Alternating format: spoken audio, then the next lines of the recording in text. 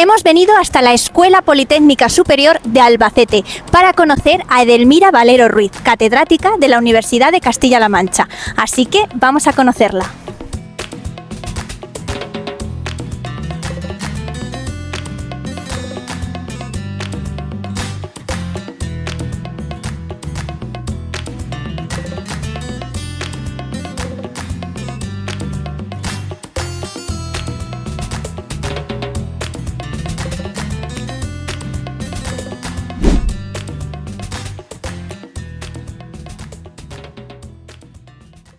Buenos días, Edelmira. Buenos días, Clara. Un placer conocerte. Igualmente. Bueno, me gustaría saber cómo ha sido tu trayectoria profesional. Bueno, pues mira, yo estudié Ciencias Químicas en la Universidad de Murcia y realmente hice la especialidad de Bioquímica, ¿vale? Entonces eran especialidades, no había carreras diferentes como ahora. Hice la especialidad de Bioquímica, hice allí mi tesina y entonces aprendí a trabajar en investigación en el mundo de la enzimología.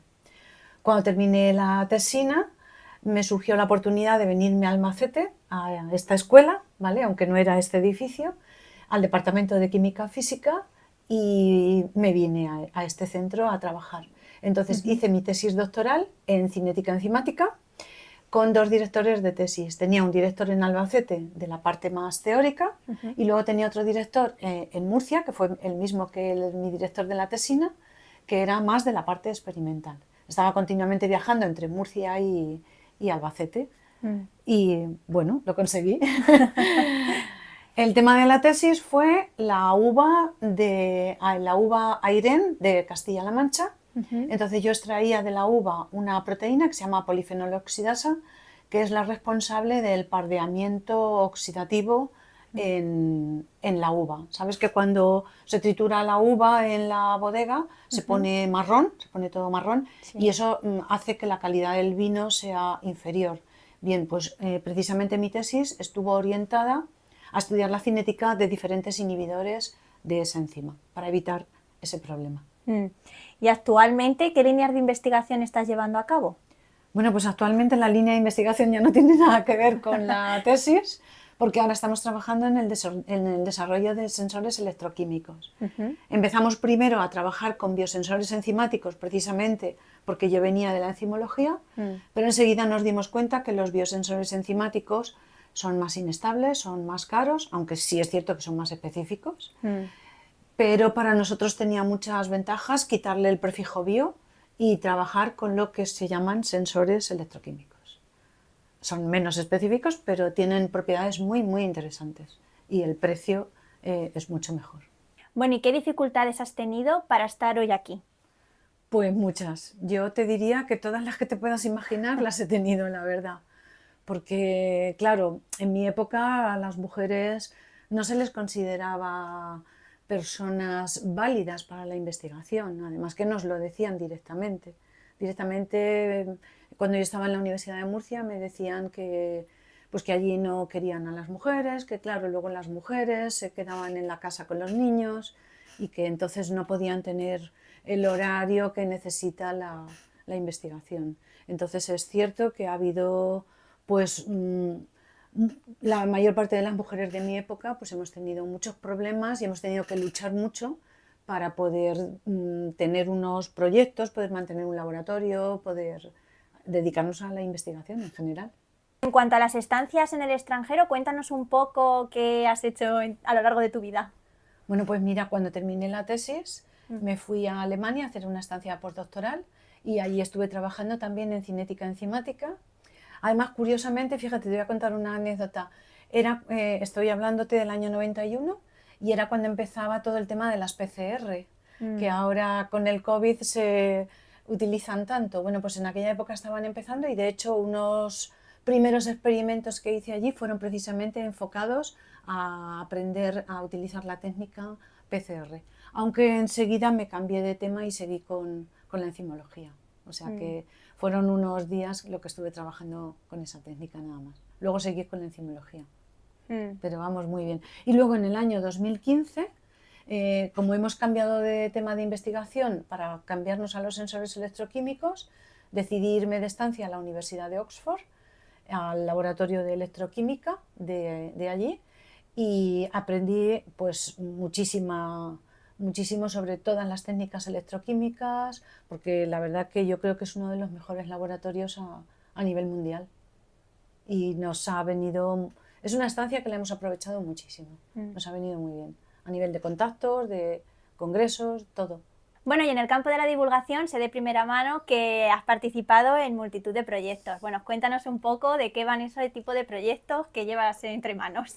Bueno, pues mira, hace creo que 5 o 6 años, una compañera de aquí de este centro me ofreció participar en una obra de teatro y yo al principio pensaba que era una cosa más casera y entonces me lancé a la aventura. Sin dudarlo ni un momento, le dije que sí. Y además le propuse que me gustaría mucho interpretar el papel de Marie Curie porque era una de las científicas que yo tenía como referente, ¿vale? Era una de mis científicas referentes. Entonces, bueno, pues ella me dijo que sí, que podía participar y hacer el papel de Marie Curie. Nada, conocí a varias compañeras, somos 5 las que participamos en la obra de teatro y me gustaría decirte que es uno de los proyectos más bonitos en los que he participado a lo largo de toda mi carrera investigadora y docente, a lo largo de toda mi carrera profesional. ¿Por qué? Porque es muy diferente. Eso ya no es docencia, no es investigación. Eso es divulgar lo que estamos haciendo y que los niños y sobre todo las niñas tengan unas personas de referencia que vean que somos personas normales y corrientes que nos dedicamos a la ciencia. Hacemos una obra de teatro que es muy bonita, en mi opinión, y yo creo que no solo en mi opinión, sino también en la de ellos, porque al terminar la obra de teatro todos dicen que les ha gustado mucho, la verdad. Para mí es de lo más bonito que he hecho. Me emociona y todo. Me gustaría saber cuál es la diferencia entre un sensor y un biosensor. Pues mira, es muy fácil, te lo voy a explicar igual que se lo explico a los estudiantes de los primeros cursos o incluso a los alumnos de bachiller cuando vamos a los institutos. Tú imagínate que quieres bajar a una mina, ¿vale? Y quieres saber si hay aire para poder respirar o no hay aire. Puedes hacer 2 cosas. Puedes bajarte con una jaula y un pajarito vivo dentro, ¿vale? Y si si no hay oxígeno, el pajarito se va a morir. Pero también, eso sería un biosensor. Pero también puedes bajar con una vela. Si la vela encendida, si la vela se apaga es porque no hay oxígeno. Eso es un sensor. ¿Por qué? Porque no se basa en ningún componente biológico, ¿vale? Entonces, hay muchos tipos de biosensores y también de sensores, pero biosensor se refiere a que lleva un sistema de detección biológico. Puede ser una enzima, por ejemplo, para detectar glucosa, podemos utilizar glucosa oxidasa, o para la prueba de alcoholemia, podemos utilizar alcohol deshidrogenasa, ¿vale? Ahora, podemos utilizar también anticuerpos para detectar un antígeno, por ejemplo, una bacteria o un virus. O se pueden desarrollar también lo que se llaman actasensores, con cadenas de ADN, porque sabes que son complementarias, son totalmente específicas de otra secuencia de ADN o de ARN. Es decir, en la superficie del electrodo podemos inmovilizar una gran variedad de sustancias para hacer más o menos específico el biosensor, ¿vale? Y luego tenemos los sensores que no llevan un componente biológico.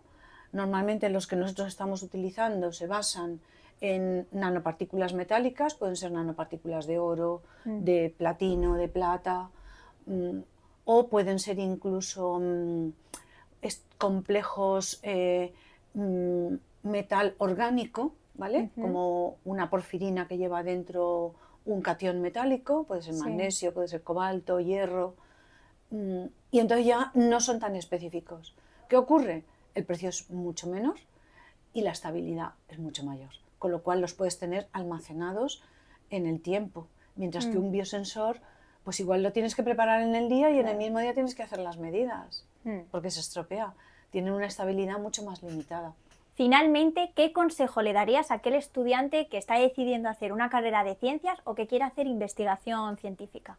Bueno, pues a una persona que quiere hacer investigación científica, yo creo que el consejo más importante que le daría es que elija una línea de investigación que le guste, para que pueda disfrutar con el trabajo que está haciendo y que no se deje llevar nunca por habladurías. Siempre que piense lo que realmente le va a gustar. Porque en el laboratorio habrá días de resultados mejores y días de resultados peores. Entonces, para no frustrarte con los resultados que no salen exactamente como tú pensabas, pues lo mejor es que disfrutes con aquello que estás haciendo y que puedas pensar cómo modificar las condiciones para que el experimento finalmente pueda ser llevado a cabo con éxito. Y bueno, también un consejo que me gustaría darle a todas las personas que se dediquen a la investigación científica es la honradez científica. Estamos viendo mucha basura científica publicada en algunos tipos de revistas y me gustaría, pues por eso quiero dar ese consejo. Por supuesto también que no marginen a las mujeres, ese que no se nos olvide. Ahora en la sección Ciencia Callejera nos vamos a la calle. Hemos venido hasta las calles de Albacete para hacerles 2 preguntas a sus ciudadanos. ¿Qué es un sensor y qué diferencia hay entre pila y batería? ¿Qué es un sensor? Es un dispositivo en el cual puede detectar, digamos, movimientos, sensor de humo, diferentes dispositivos, ¿no? Con una finalidad de detectar algo. Yo entiendo por un sensor, pues un sensor de movimiento y un sensor de sonido. Es un dispositivo que contiene mucha energía, ¿no? Y que la pones en funcionamiento cuando tú decides. Bueno, para mí es como un aparato que sirve para detectar, por ejemplo, luz o calor o movimiento o grabar. No lo sé. ¿Qué diferencia hay entre pila y batería? Pues que las baterías, de hecho, se pueden recargar, son más grandes y tienen mayor duración, y las pilas creo que no.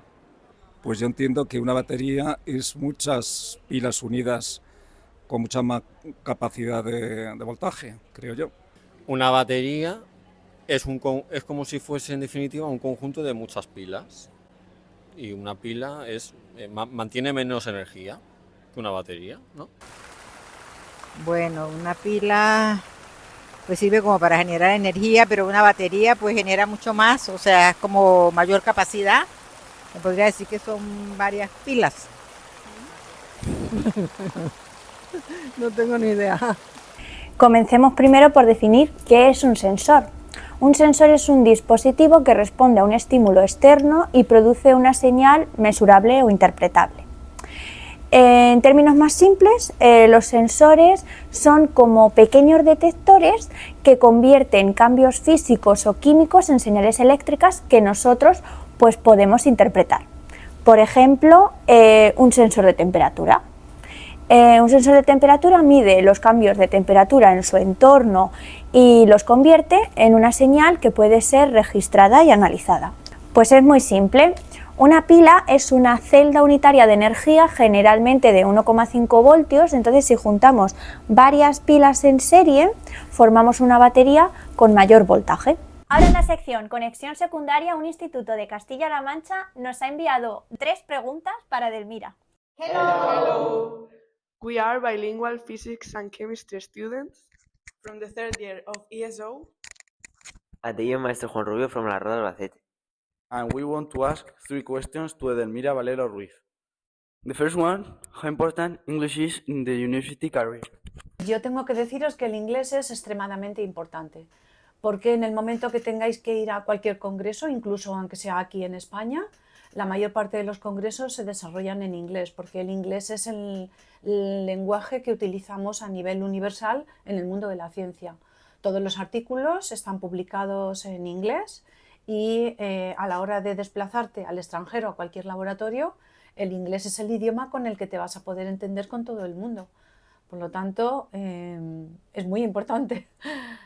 The second question is, in reference to your line in research, What is the quality air like in Albacete?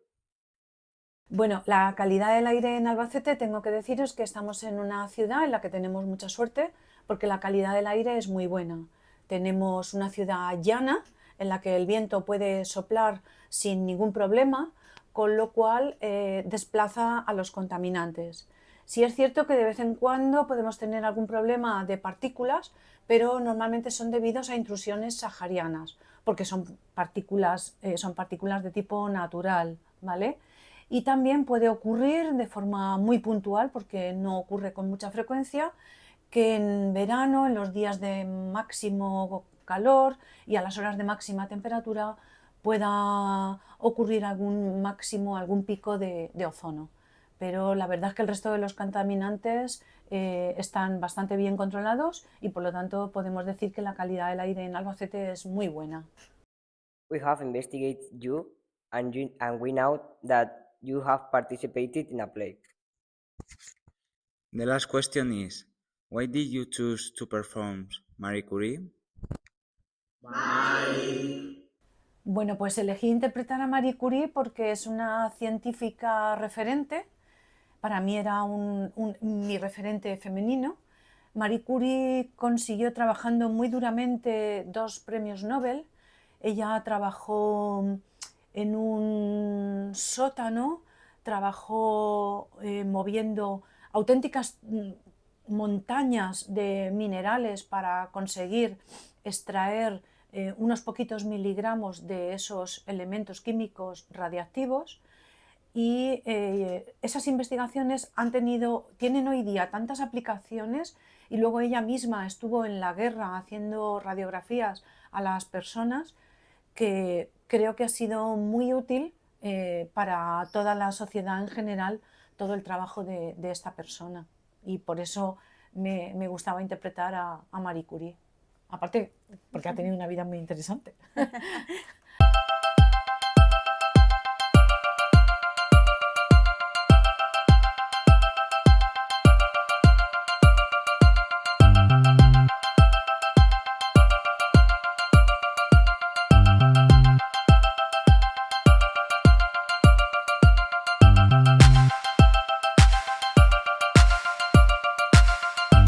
Y ahora en la sección Luces, Cámara, Reacción vamos a hacer un experimento. Bueno, cuéntanos, Edelmira, ¿qué experimento vamos a hacer? Bueno, pues hoy vamos a hacer un experimento que consiste en ver la señal que produce un sensor de gases. Concretamente vamos a medir amoníaco, ¿vale? Entonces, mira, tenemos aquí 2 electrodos, ¿vale?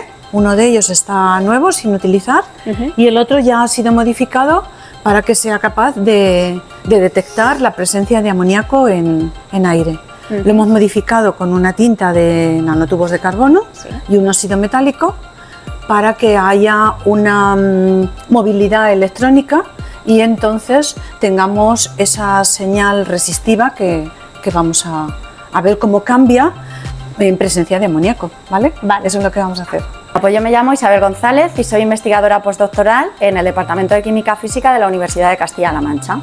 Y os voy a mostrar el experimento de detección de amoníaco en fase gas, ¿vale?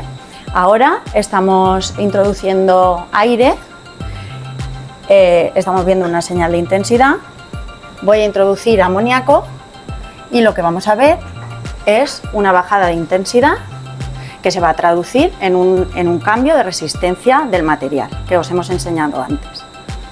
Aquí tenemos el reactor que utilizamos para hacer la mezcla de gases. Por aquí se introducen los gases que son previamente mezclados.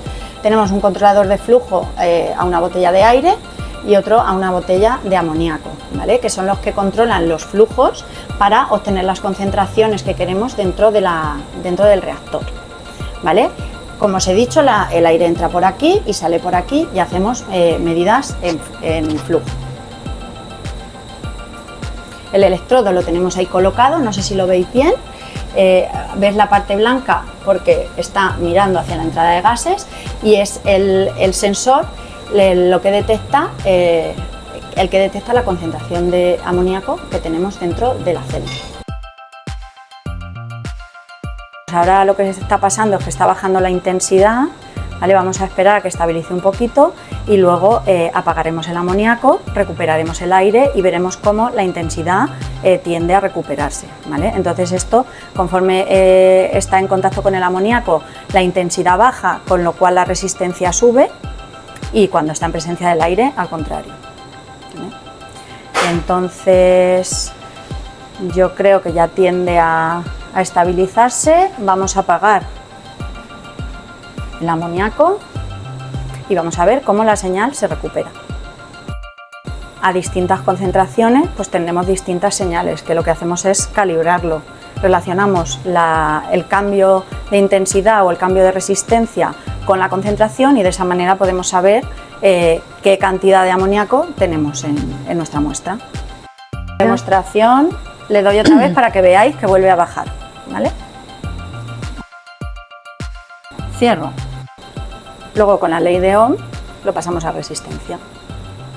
Y estoy midiendo a 5 voltios. Bueno, pues mirar, esta idea de reciclar los electrodos, los metales preciosos contenidos en los electrodos, surge como consecuencia de un experimento que nos salió bien, ¿vale? Porque nos fuimos a la Universidad de Murcia a trabajar con células, queríamos detectar el peróxido que segregan cuando son sometidas a estrés oxidativo. Y para eso utilizábamos electrodos de platino. Eso no nos salió y entonces, claro, fue un experimento que nos costó muy caro y que no fue fructífero. Entonces había aquí una persona trabajando conmigo que sabía reciclar platino y se lo propuse, le dije, oye, ¿y por qué no reciclamos el platino? Algo podremos hacer. Claro. Entonces, bueno, pues mirad, os lo cuento. Aquí veis los electrodos de platino, ¿vale? Que los introducimos en ácido sulfúrico. Como veis, el dieléctrico azul, este material aislante, se va oxidando y se transforma, se pone de color amarillo. Al cabo de un cierto tiempo, este dieléctrico lo podemos retirar simplemente con el grifo o incluso con un paño suave, de tal manera que tenemos ya los electrodos desnudos. Aquí tenemos las conexiones de plata y los electrodos de platino. Lo introducimos en ácido nítrico y recuperamos la plata, que la podemos utilizar para cualquier aplicación que queramos. Y después, hirviendo los electrodos en agua regia, ¿vale?, durante 10 minutos, entonces recuperamos lo que es el platino. Como veis, tenemos lo que es la chapita, la placa de cerámica del electrodo ya completamente desnuda. A partir de aquí tenemos el platino disuelto en forma oxidada, ¿vale? Tenemos el ion platino, ¿vale? Y entonces decidimos tratar de depositar ese platino, reducirlo en electrodos de carbono que son mucho más baratos. Bueno, pues mirar, aunque están muy grandes, aquí podéis ver las nanopartículas de platino, ¿vale? Aquí podéis ver las nanopartículas de plata y aquí hicimos nanopartículas mixtas de plata-platino. Y ahora mirar los resultados tan buenos que obtuvimos. Esta línea es la señal del sensor para un electrodo nuevo, sin modificar, ¿vale? Un electrodo de carbono de este tipo, pero sin modificar. Esta línea amarilla corresponde al electrodo modificado con nanopartículas de plata. La línea verde, que fijaos la diferencia de la señal, ha aumentado muchísimo la sensibilidad y la capacidad de respuesta del sensor, es el electrodo modificado con nanopartículas de platino. Y la línea azul, lo mismo, pero el electrodo modificado con las nanopartículas mixtas. Lo podemos ver aquí también en lo que se llama la impedancia. Estas son las gráficas de Nyquist, ¿vale? El diámetro del semicírculo nos da una idea de la resistencia a la transferencia de carga. Cuanto mayor es el diámetro del semicírculo, en principio peor va a ser el sensor, porque tiene más resistencia. Entonces, fijaos, este es el electrodo nuevo, sin modificar. Este es el electrodo modificado con nanopartículas de plata. Este es el semicírculo que nos produce el electrodo modificado con nanopartículas de platino. Como veis, ha disminuido muchísimo la resistencia a la transferencia de carga. Y por último, este es el electrodo modificado con las nanopartículas mixtas. Ha aumentado el diámetro del semicírculo porque tenemos plata, que no es tan buena conductora como el platino. Por eso finalmente nos quedamos con estos. Y la verdad es que funcionó muy bien lo del reciclaje de los electrodos. Bueno, mi nombre es Sergio Blázquez y estoy ahora mismo en el Departamento de Química Física junto con Edelmira Valero y ahora mismo estoy realizando experimentos sobre la detección de diferentes peróxidos e hidroperóxidos que se encuentran en la naturaleza. Y bueno, hemos desarrollado un sensor, en este caso a diferencia del trabajo que se ha visto, es en fase líquida. Y lo que hacemos es poder medir los diferentes peróxidos en presencia de otros contaminantes que ya estén presentes en las propias muestras. Bueno, pues mira, aquí tenemos un potenciostato, galvanostato, que lo utilizamos para los experimentos de electroquímica, para el desarrollo de los sensores electroquímicos con los que estamos trabajando. Es un equipo que nos va a permitir medir intensidad de corriente, también podemos medir voltaje, podemos calcular resistencias con la ley de Ohm, podemos calcular cargas, es decir, que podemos medir todos los parámetros relacionados con la electroquímica, ¿vale? Este es el aparato que más utilizamos ahora para el desarrollo de los sensores. Luego, bueno, aquí tenemos la campana extractora de gases, donde tenemos los gases, concretamente amoníaco. Tenemos también botellas de aire, de nitrógeno. Aquí tenemos un equipo que se utiliza para medir amoníaco y NOx en la atmósfera. Este equipo nos va a servir de control para comprobar los resultados de nuestros sensores con los resultados de un equipo que es un método de medida oficial, de tal manera que si nuestros sensores están bien calibrados, los resultados tienen que ser los mismos, ¿vale? Aquí tenemos una estufa que la hemos comprado con el proyecto de desarrollo de los sensores de amoníaco, porque la estamos utilizando para síntesis hidrotermal. Con ella sintetizamos los óxidos metálicos que vamos a poner luego en los electrodos para hacer la detección de la señal. Tenemos que comprobar si son capaces de detectar amoníaco o si no son capaces, ¿vale? Porque en alguno pues no ha podido medir amoníaco a temperatura ambiente. Este es el reactor que utilizamos para la síntesis hidrotermal, ¿vale? Que aguanta presiones muy altas y se introduce en la estufa, pues a lo mejor son 180 grados durante 24 horas. Es un super mini potenciostato que trabajas con el móvil, ¿vale? Imagínate, por ejemplo, que quieres hacer una medida de glucosa en sangre. Pues pones un electrodo en el aparato y con el móvil te haces la medida de glucosa en sangre. Pero vamos, que puedes hacer muchas medidas, ¿eh? Porque parece mentira, pero este mini potenciostato es capaz de utilizar muchas técnicas electroquímicas. Un HPLC que está muy completo porque tiene muchos módulos. Tenemos aquí para la inyección automática, donde se colocan todos los viales, ¿vale? Luego tenemos aquí, por si queremos utilizar, como la columna separa los compuestos, los podemos purificar y así los podemos recoger. Pues tenemos aquí un colector automático de muestras, ¿vale? Para la recogida de las muestras. Tenemos detector diodo array y tenemos también detector de fluorescencia, lo cual nos permite pues medir muchísimos tipos de muestras al tener dos tipos de detectores. Bueno, este espectrofotómetro se compró cuando yo terminé mi tesis doctoral, he trabajado muchísimo con él y el espectrofotómetro con el que hice mi tesis doctoral está ahora mismo en el laboratorio de alumnos. Fijaos cómo este aparato trabaja con disquetes de los antiguos, pero yo todavía tengo muchos guardados para evitar quedarme sin ninguno. Y el aparato tiene una óptica muy buena y trabaja muy bien. Son equipos muy recios porque sé que hay laboratorios que todavía trabajan con espectrofotómetros de este tipo, bueno, igual que hay nosotros. Y hasta aquí el programa de hoy. Espero que os haya gustado un montón y no olvidéis seguirnos en todas nuestras redes sociales. Nos vemos pronto. Adiós.